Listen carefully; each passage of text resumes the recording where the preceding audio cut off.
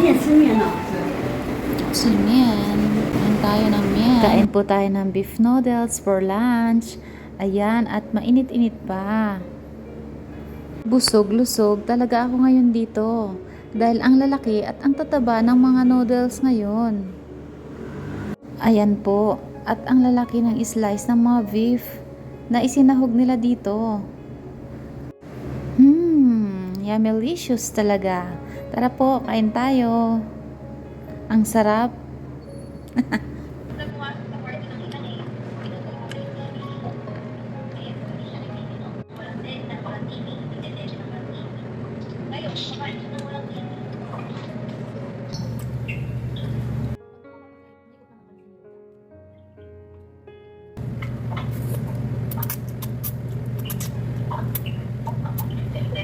Nga po pala ang wonton beef noodles. Mas lalong malinamnam dahil sa mix ng wonton at beef soup. Hindi talaga nakakasawa dahil mainit-init pa talaga ang sabaw nito. Igo po tayo. Ayan.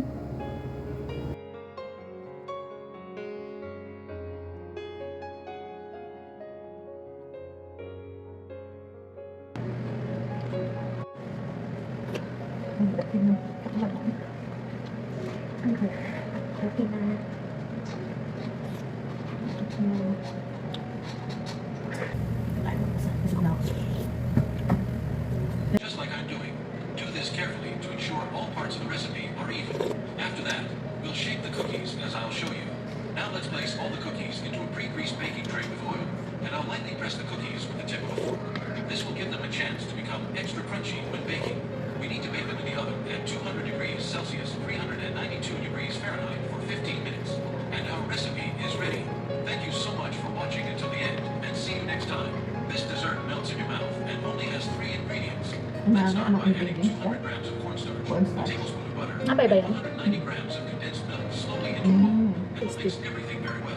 Don't forget to tell me which city or country you're watching from, so I can send you the oven at 200 degrees Celsius, 392 degrees Fahrenheit for 15 minutes.